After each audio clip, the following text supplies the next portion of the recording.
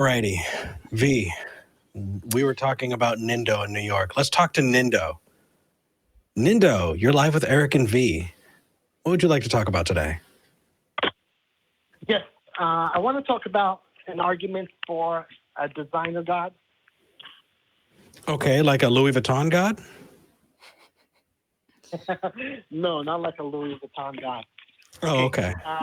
What kind of God? Tell me about him. I gotta see if we agree on some terms first. I like that. Nice. Okay, you were agreeing on. Yes. Okay, go ahead. Sorry. Do you agree that the universe gives off the impression or the appearance of design? No. Like most people.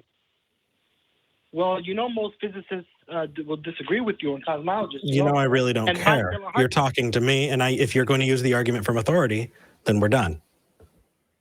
Talk to me and talk to V. Okay, does V agree with me? I can understand how some people would think so. I myself do not. I also think that our understanding of design and, oh, wow, the world is so perfect for humans I was thinking about this the other day. I think it's a lot to do with the fact that we live in a modern society where the elements and wild animals and other humans are not constantly, going to kill us the next day. So I think that a lot of the idea of us being in a world designed for us has to do with the fact that we fucking designed it to best accommodate us. But I rest my case with that. I'm sorry. I only assumed that you thought that because I was watching an episode with Eric and Matt Dillahunty, and Matt Dillahunty expressed that he felt that the universe had the appearance of design, and Eric didn't agree with him. He was actually shaking his head. He didn't verbally agree, but you did shake your head up and down. I can even note the answer. So if you want to talk to Matt, I suggest calling into AXP. But I'd be happy to explain where I'm going with this. And that is that generally in these conversations, the appearance of design doesn't necessarily mean what I'm trying to express. And so I find that because that terminology has been loaded, I'd rather describe what I see instead of saying it has the appearance of design. Is that fair? Okay. Yes, cool. To be fair, I'm not saying it's designed. The appearance of design does not say it's designed. It's just, I understand. I guess I just, I'll give you an example. When I was a kid, I used to love collecting rocks. And I had a pretty awesome collection of geodes and crystals and things like that. And it's amazing what happens naturally, what forms naturally from the earth without any human intervention, right? And you can see in the physics of the universe that we inhabit that a lot of people will take the idea of design and say either it's designed or it's totally random. And I disagree with the random assertion.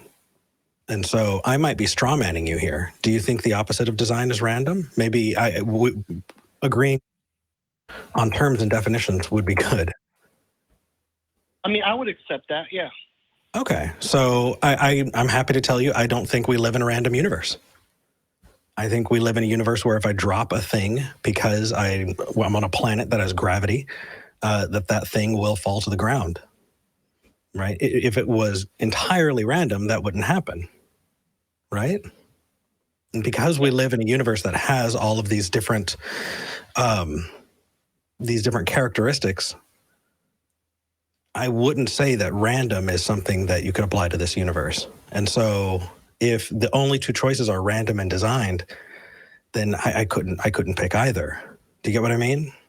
I think that we live in a natural universe that is amazing, that has a whole lot of qualities that surprise us every day, that can have the appearance of design in that way, sure. But I try and stay away from saying the appearance of design because, I mean, people have misquoted other atheists for decades because they've said, oh, it has the appearance of design, but no, quote mine, taking it, going. You know what I mean? It just hasn't helped. Okay, do you agree we cannot be absolutely certain about anything? Oh, absolutely. Hold all your beliefs tentatively. and make sure that you apportion your confidence to the evidence available. Okay, you live your life as if you're in a universe, in a world where other people are around you. Do you know that for sure? I don't know anything for sure. Are we Nindo, going? you could be a figment of my imagination. Who cares? But you live as if it is, right? Right. Okay, why don't you live as if it's not? Because I would starve to death if I thought that I wasn't gonna, if I stopped eating. Right. I'm confident that if I stopped eating, I would starve to death. I'm confident that if I tried to breathe in a pool, underwater, that I would suffocate.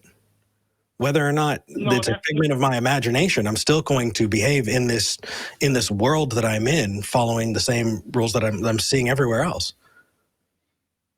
Why would I risk it? I think you're describing solipsism. If you're a solipsist, you would still be allowed to eat. You would just think everything else is imaginary, figment of imagination. You would still. How do brains and bats eat?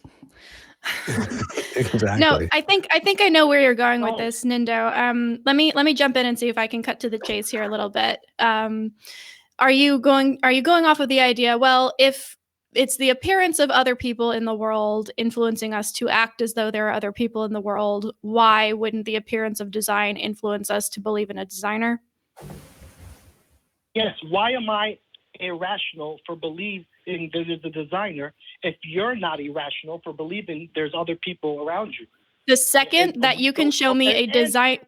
The second you can show me a designer God as present and apparent and testable and provable as the other people around me, then we can have this conversation again. Until then, yeah, Louis Vuitton has far more evidence. Yeah, I can show you how the world seems designed just like you think the world seems to be, you and other people around you, right? Well, no, because here's the difference. Here's the difference. Say you went into a room, right? And every time you went into the room, something else was moved, or there were footprints or something, right? And so another person was like, "Oh, there are other people in here." You're like, "Well, I don't see other people." "Oh, well, they were in here. They moved stuff around. They left footprints. Can't you see?" Well, yeah, but I'm not seeing the other people. I'm not going to take your word for the fact that, it wasn't you or whatever. It's not the same. We're not talking about the appearance that other people exist. We're talking about the fact that we can prove to the best of our ability that other people exist. Now, I'm not saying that 100% certainty, without a doubt, there's always room for that doubt, right? But to the best of our ability, we understand that there are other people. Other people see that, you know what I mean? And there's a difference between saying, hey, other people, there's traffic, therefore other people, as opposed to saying, hey, there's a designer because this is how I'm interpreting the world. Can I respond to the example you gave? Sure. You said that we could see other footprints, right, of other people. Well, if you're a solipsist, those footprints will be imagined, right, by you, right? So that wouldn't be the case. V, are you a solipsist? No, I'm just saying there is no evidence for both, but you choose. Nindo, that's a false equivalence. Yeah, no, I think you missed where I was going with that. That might be my fault. I may not have communicated that clearly. My apologies.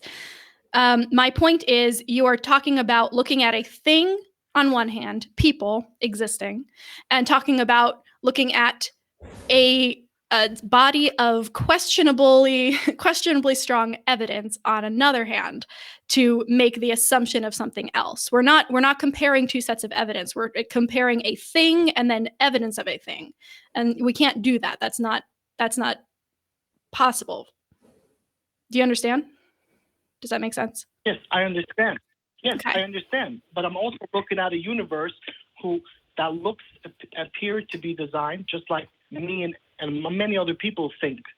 Okay. So why am I irrational for using the senses that I have? Nindo, did I say that you're irrational? No. Did he say that you're irrational? No, I'm not irrational. Or are you using this platform to get pissed off and blow off steam about a conversation you had with other people? Ask us before you start defending a position that we didn't put on you. Okay, I'm sorry. Let me ask you: am I irrational for thinking that the universe had a designer when it appears to be designed? Totally depends on the tools that you have available to explore that question. Totally depends. I have the same tools you have. I have the same tools you have. But we're using different ones. See, we're using skepticism. What are you using? I'm using the senses that I have. I don't have anything else other to work with than the senses that have been given. Right. So there are structures that we put to our thinking and how we approach ideas and how we approach concepts and how we decipher the world around us. For us, skepticism helps because if I am wrong about something, I want to know. And so I want to predict it. I want to see how could I possibly be wrong about this thing? Because if I can find something and it stands up to scrutiny to the best of my ability, I can assign a higher confidence value to that thing. And so the first thing I'm going to do, and I do this, you can ask the people in my life, I tear a lot of things down, a lot of things in my personal life, because I want to try and have a clear idea and a very clear understanding of what's around me. It's not just you, and it's not just your belief system. It's skepticism applied. And so we look at this and you say, hey, the universe has the appearance of design. Okay, now let's look at it skeptically. Could you be wrong? Sure. I mean, are you saying that you know for a fact without a doubt that you couldn't be wrong? Like, you could be wrong, right? We just agreed that nothing is absolute, so I could be wrong, but I'm not going to deny the only senses I have. Well, so I'm not asking you to. I'm not asking you to. I'm bringing you with me, Nindo. So you could be wrong. I could be wrong. Now, how do we tell the difference? Okay, well, what can we explain about the universe around us? Right. Last week I talked about Laplace.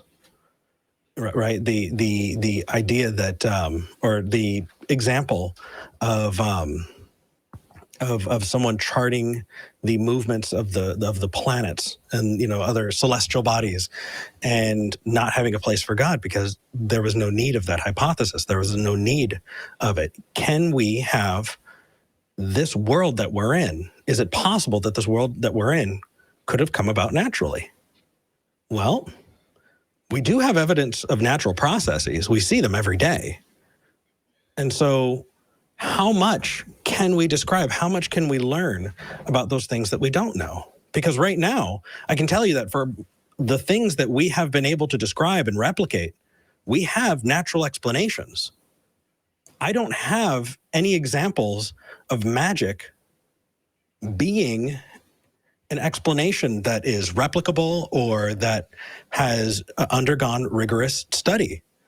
People have tried, right? I don't know if you know about the $1 million challenge that James Randi did for a long time, trying to and hoping to bring people out who could challenge that they could study it.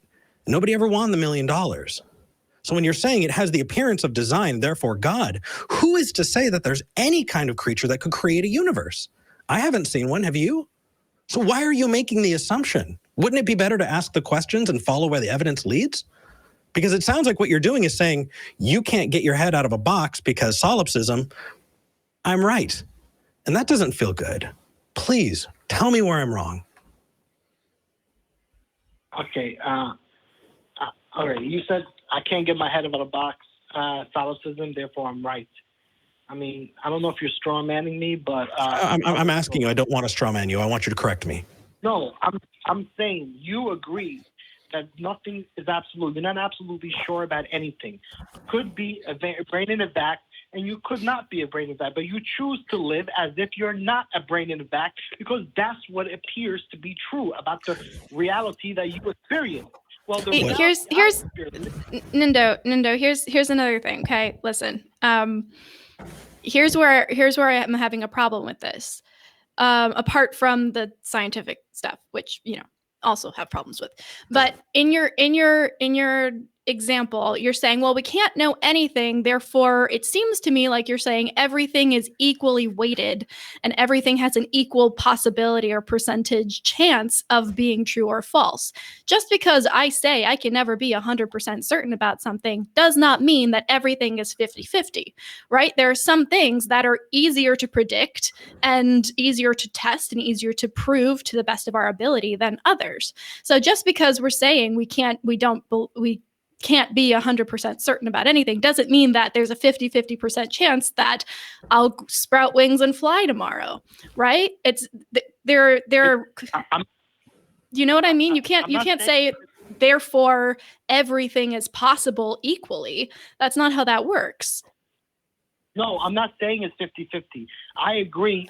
It's better to live as if we live around other people, as if there's other people in the universe, than to live as a solipsist. I agree, because there's evidence towards that. And given this, what evidence would I'm curious, because this is sounding like a pragmatic approach now. You're saying that we should believe things are true if they're useful. Is that where you're going with this? No, I'm saying we can't be 100% certain, so it's not 50-50. You go where the evidence leans a little more. So I would choose to live in a world where there's other people around me rather than a solipsist. And when we look at the world and we question if there's a designer or not, according to physicists and cosmologists, they mostly agree that there's an appearance of design. So that pushes the evidence a little bit towards that side of it.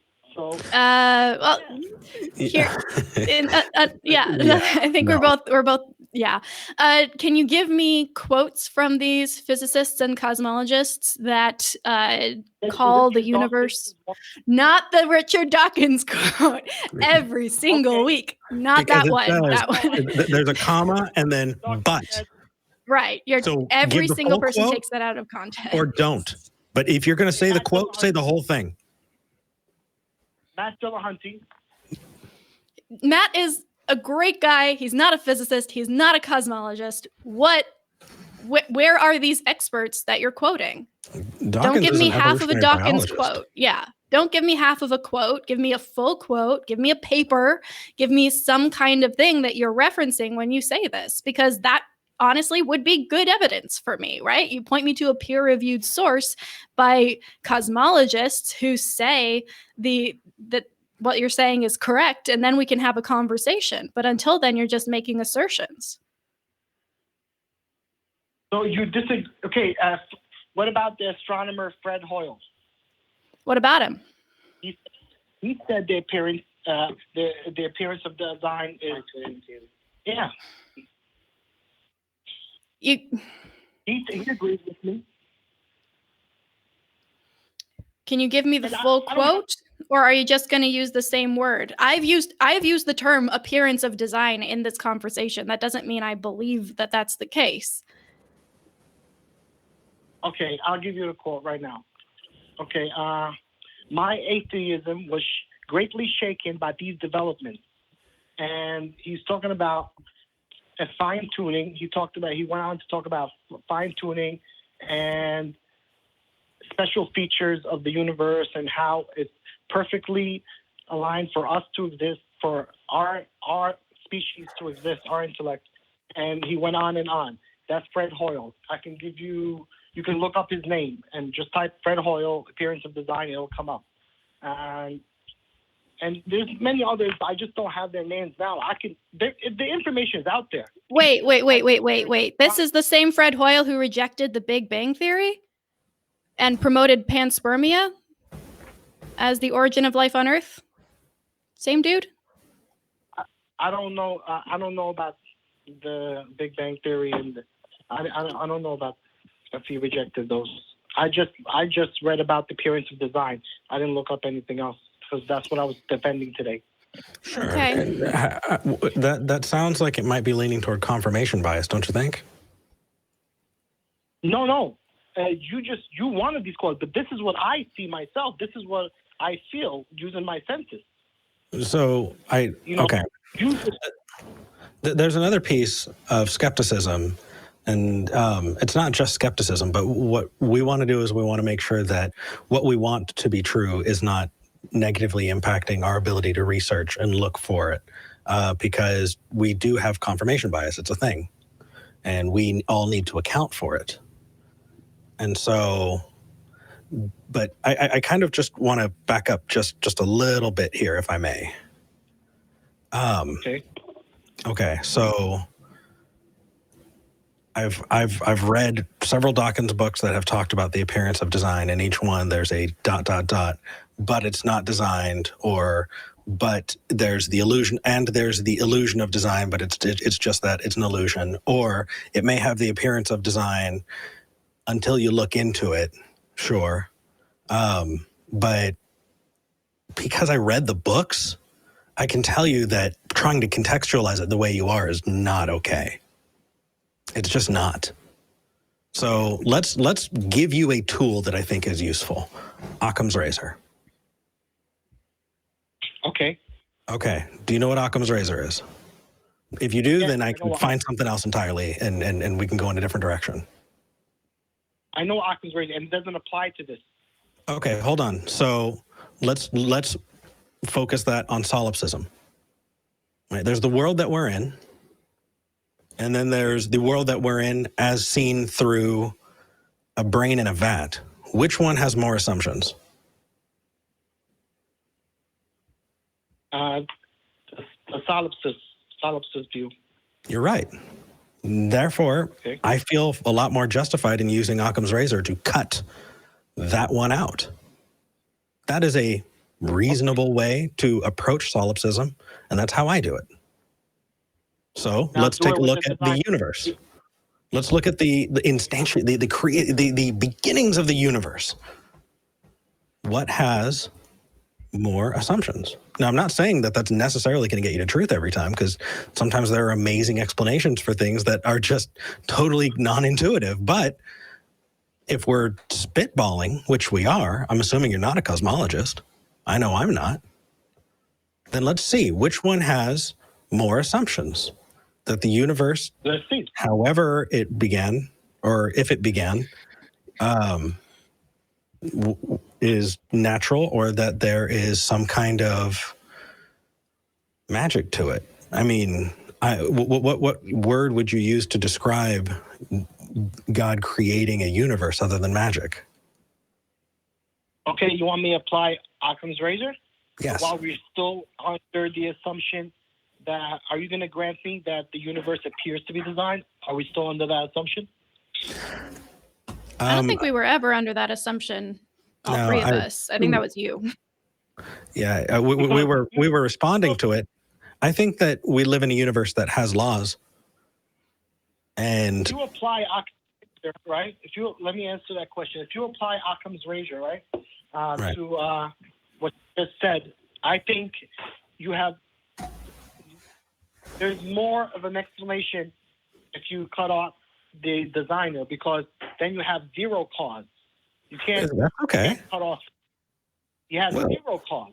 That's Okay, fine. So, okay, what's more logical, zero cause or a designer who caused? Yeah, so sorry. I don't know is different than zero, I guess. If you're drawing that distinction, let's make sure we're clear. I don't know is different from I'm going to assume something because I abhor a vacuum. Who cares if it makes you comfortable? Who cares if we don't have the answer? At least say I don't know, because it's intellectually honest. No, Eric, you applied Occam's razor wrong, because you can't apply it until there's zero. You made it a zero by eliminating a cause. No. Hold on. No, because if you're going to add magical assumptions in, then I can add magical assumptions in. I created the universe. I'm here. I exist. Hi, there's more evidence for me than your God. Ta-da. Applied. Yeah, but you existed. It has nothing to do with the origins of the universe. We're talking about the cause. No, I was there. I was there, Nindo. Don't you believe me? You were there. Yeah, I wrote it in the book. Well, yeah, but that goes everything we know, against everything we know.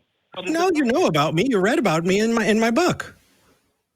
No, everything we know about science and the human anatomy. Now you're just saying stuff now. You're just saying things it now. sucks, doesn't it? When you're just saying stuff, even though you don't have evidence behind you, even though you're just throwing out assertions and saying that, oh, no, there's, a non-zero chance of that.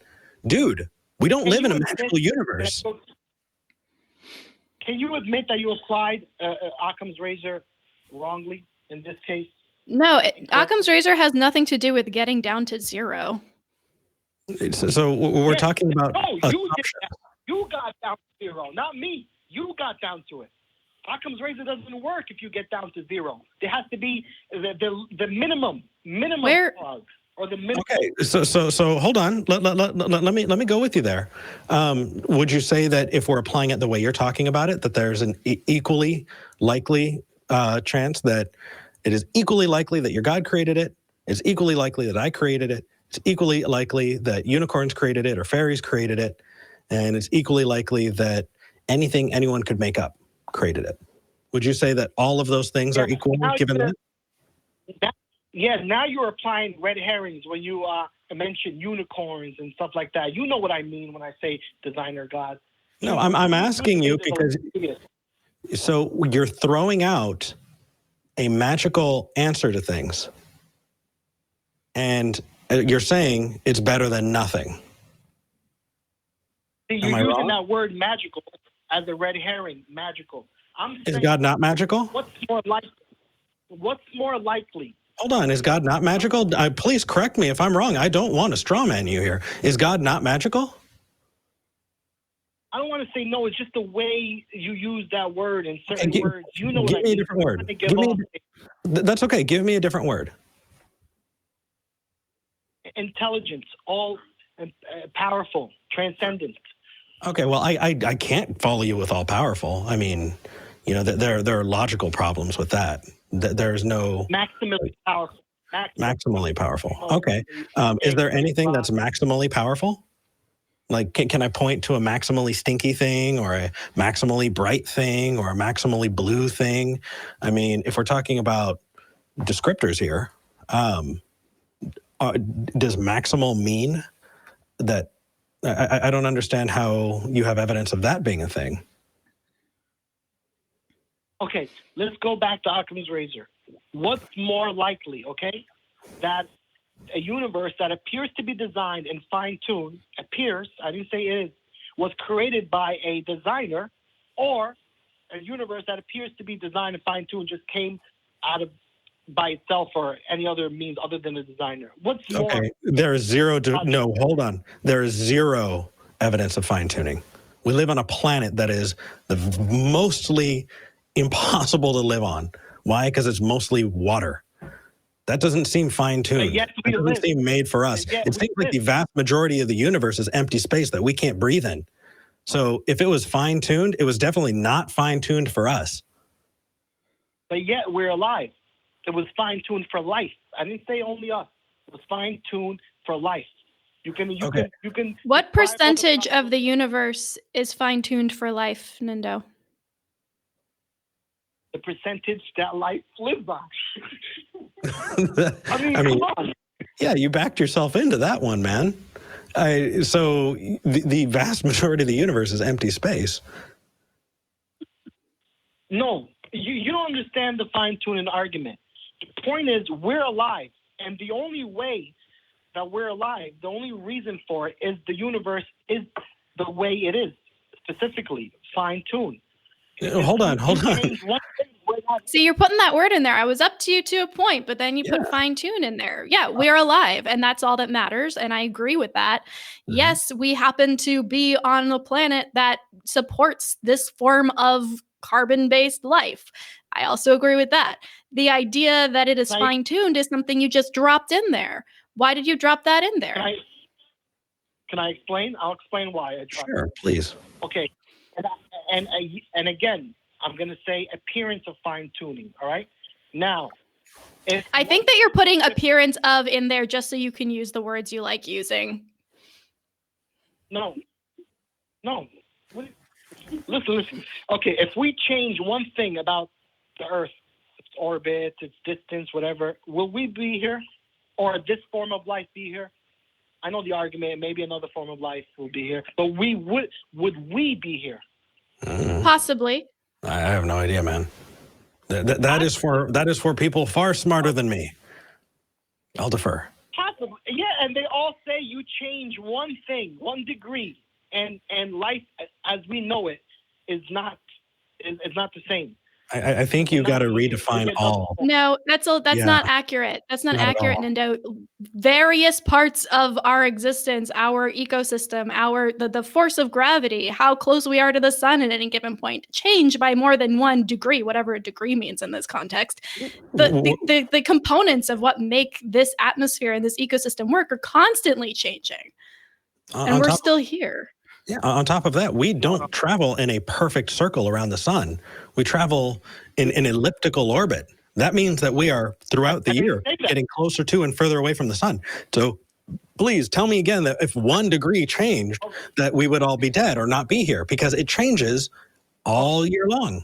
Because if your argument is going to be, well, if it changed to the point that life could not exist, then life could not exist, then that's not useful. Let me be more specific, okay? Can we live on the planet Jupiter?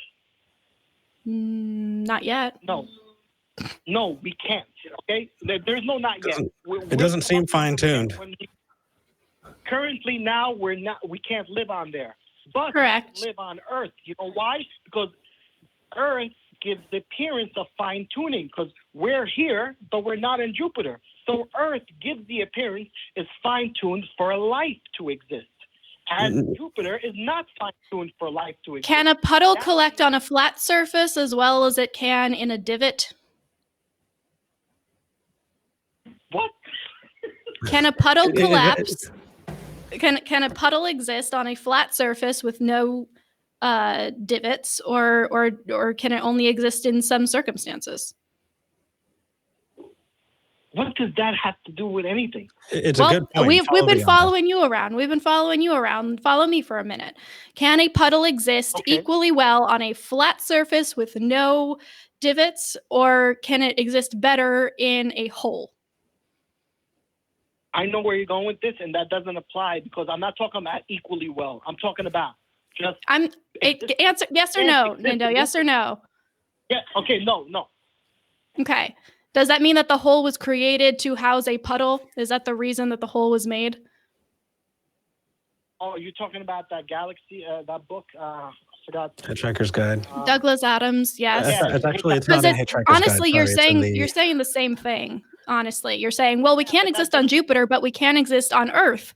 Yeah, and a puddle can't exist on a flat surface, but it can in a one with a hole in it. So. Yeah, but that's something different. You know why? Because the transcendent puddle is actually saying it was designed for me. I'm not saying Earth was designed for. I'm saying Earth was designed for life to sustain. No, it doesn't matter. That's not the point. The point is that you are making a claim that because something exists, it exists there for a reason. It was intended to exist there. The puddle analogy is to. You're not saying that the reason we exist on Earth and not Jupiter is because we were supposed to exist here because it appeared to be fine-tuned by an intelligent God? That seems to be your argument. No.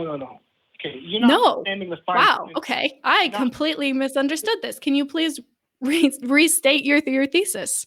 Yeah, and by the way, I just want to make sure before anybody calls me out on it, it's the salmon of doubt. But go ahead. You're not understanding the fine-tuning argument. Okay. We understand it very well. We disagree with it, Nindo. We disagree with it, and we're giving you damn good reasons. How can you disagree with the appearance of fine-tuning if we can't live anywhere else as far as we know other than Earth? Nindo, I'm gonna say this right now. I'm prefacing this. You as a person, I'm sure, are fine, but this idea is what I'm reacting to. Okay, it doesn't seem fine-tuned, because if it was fine-tuned, it would be a hell of a lot better than it is now. Right? I mean, there would be more of the Earth that's inhabitable. There would be more arable farmland. And hell, if it was fine-tuned, Jupiter would be habitable, wouldn't it? Wouldn't that be better? So either that fine-tuner is a fucking idiot, or they're indistinguishable from not being there at all. Wait, why would Jupiter be better? It would be better. Don't you agree that it would be better to have more arable land on other planets that we could also inhabit? You know that this planet can Answer me that first. Answer me about Jupiter. Would it be better to have more Earths that we could inhabit? It would be better to have more Earths. Yeah. Yeah, I mean... Sure, I agree. This Earth could sustain 18 billion people. You know that, right? That's what it's built to withstand. That's what people are saying. That's what people are saying. I really don't care about what people are saying, especially if they're talking like that, because holy crap, man. Look at climate science. We are destroying this planet. If we had another planet, if we had something as big as Jupiter to move to, that'd be fantastic. Yeah, Why? Because we don't live in a fine-tuned universe. And if it was very stupidly fine-tuned. Now, I will agree that your stupid, very stupid designer might be there. I'm not saying that because it's done badly that it's not there. But I will agree with you so long as you meet me there in the middle and go, okay, it could have been done a whole lot better, but it wasn't. So can we meet there? So you're basically saying you're never going to be satisfied, right? Your argument against the fine-tuning... Oh, Nindo. Yeah, I didn't say that. Be better. I didn't say that. Try again, buddy. Why don't you just answer the fucking question or meet us where we're at? Listen, because what you just did is you said, that sounds a whole lot to me like I can't be right. I don't see myself winning this argument. So no matter what I do, you're not going to believe. No, we'll believe. Show us the levers that dictate and guide the universe. Show us the dials that we can change gravity and the constants of physics around us. Show me how those things can be fine-tuned, and I'll grant you that fine-tuning can happen. But until that point, it's just what it is. And it's just what it is that we can't live on any other planet as far as we know, only Earth. No one's debating that. That's not. I'm glad we found something to agree with. Yeah, cool. We did it. Yay. Yay. I was being sarcastic, but yeah. Oh, so were we. Okay, anyway. I think we should probably move on. I don't think we're getting any farther with this call. Yeah, here's the thing, man. You as a person, engaging with you can be worthwhile. But it sounds like you were trying to represent an idea and saying, well, this isn't going well. You're just not understanding the fine-tuning argument. You said that several times.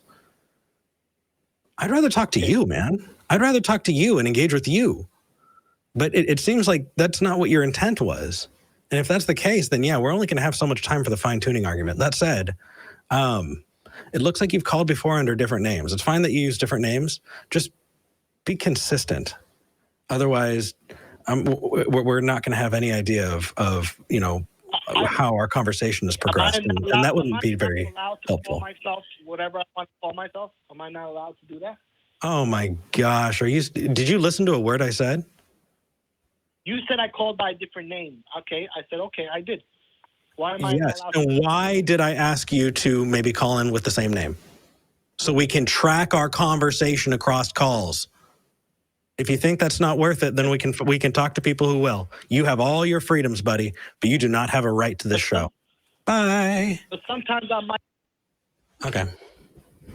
He was in a mood. And honestly, like, here's the deal, guys. If we're not getting it, that's not on us. Like, I mean, to an extent, we're trying here. We're here. We want to talk with you. But if you're not representing an argument well or not convincing us, it's not our fault we're not convinced yet. And it's not that we're just never going to be convinced by anything. It's just that you maybe need to do a little bit more research into your argument of choice and present your case a little bit fucking better. Yeah, it's again, there's a difference between the person and the idea. The thing is I thought we brought up a whole bunch of different ways to approach that idea. I thought we brought up a whole bunch of different directions to go in with it. And it didn't feel like we were getting very much progress. It felt like it was just the same thing over and over. No, we were following him around, and he wouldn't give us the same courtesy. So It's got to be give and take, you guys. But